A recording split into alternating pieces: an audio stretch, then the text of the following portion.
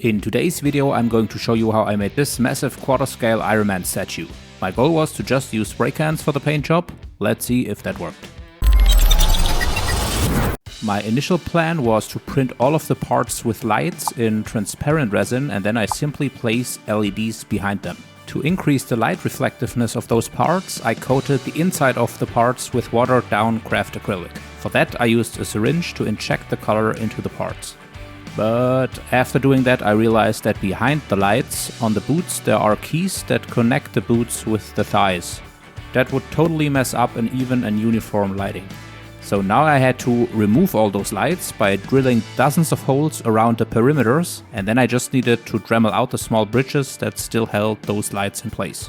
Afterwards I had to do a bit of body work with Aves epoxy sculpt because the Dremeling created gaps due to the way the parts were sculpted.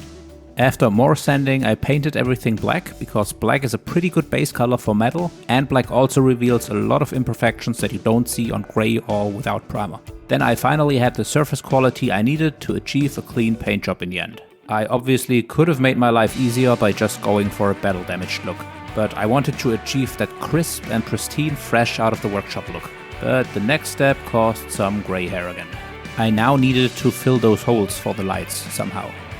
I went into the 3D modeling software Blender and used the 3D print files as a reference to recreate small plates in the hopefully correct size and directly printed a mold to then cast those lights in white transparent 2-component resin. And how hard can that be, right? I bought some silicone, poured that into the 3D printed mold, and when that was cured I poured in the resin that I slightly tinted with a white alcohol ink. A couple of days later the resin was cured and I demolded it. But I quickly found out that those discs were way too thin to diffuse the light from the LEDs. So I had to go back to the computer to make a mold with thicker discs. But this time the wall around the mold was too narrow and the silicone ripped when I wanted to remove it from the mold. This, my friends, is what happens when you try to save material. You end up spending even more. I didn't want to print a third mold, so I used some plastic from an egg box to build a raised perimeter around it. At this point I already ran out of expensive silicone, so I tried it with some spare silicone from the hardware store. But even after a few days it didn't cure. So I had to scrape away the top layer and then it cured. But that silicone sticks way too much to the mold, so it ripped when I removed it. For the next attempt I printed a new and higher wall around the mold, ordered new and more silicone, and finally I had a promising mold. So back to resin casting. But now I had a lot of air bubbles in the lights, which are totally visible when you light it from behind. And the way to get air out of resin is with a vacuum chamber, which I didn't have, so I had to build one, using an old tomato sauce jar, a syringe and 2 fish tank air valves. After a successful vacuum test, I mixed another batch of resin, put it inside the jar, and here you can see the small bubbles on the side where the air is sucked out of the resin. And this is what happens when you remove the silicone tube to release the vacuum. But now I finally had air bubble free discs. Then it was back to bodywork with epoxy sculpt to fit those discs inside the voids without a gap that could leak light and would just look bad.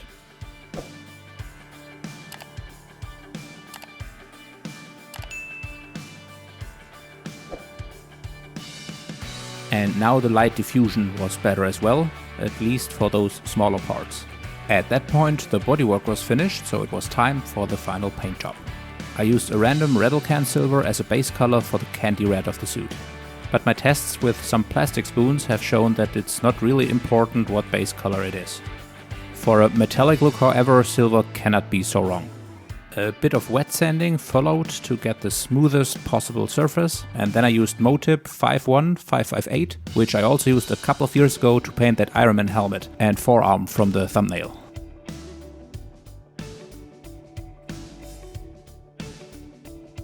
Spots like this are what makes a clean paint job way harder than a battle damaged one, where you could just cover that up with a silver scratch or weathering. So sanding again, silver again, red again. What also helps for a pristine paint job is a clean paint booth. With a ton of paint dust that can get airborne with the pressure of the Redl can, you obviously increase the chances of a dust particle to hit your part. So before doing a second round with red, I cleaned it up.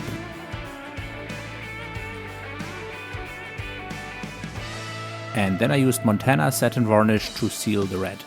What's quite interesting is that this satin varnish turns milky first when you use a thick layer, and then as you dry it with a hairdryer, it turns crystal clear again.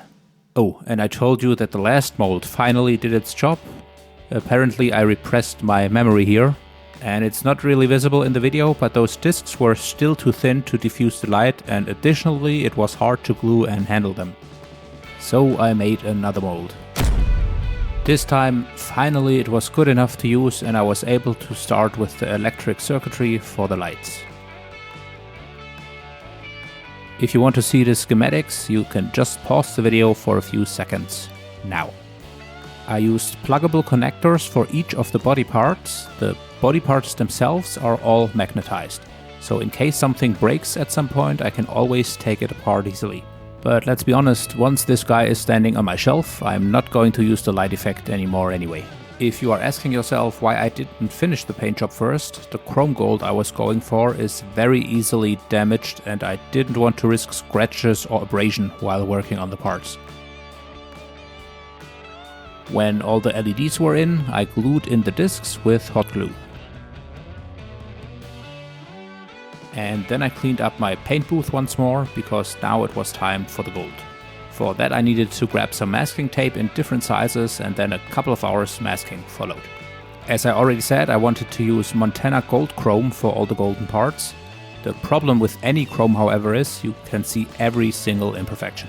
Which again wouldn't be a big deal on a battle damaged suit. On a brand new one, it is. And right at the first part, I directly had a grain of dust on the mask. Another problem with that chrome is that it's not abrasion proof. Even after a couple of days of drying, with a slight rub on it, you remove paint. And varnishing also doesn't really work because that removes the shiny effect. But when the gold was on the helmet, I didn't really like it anyway.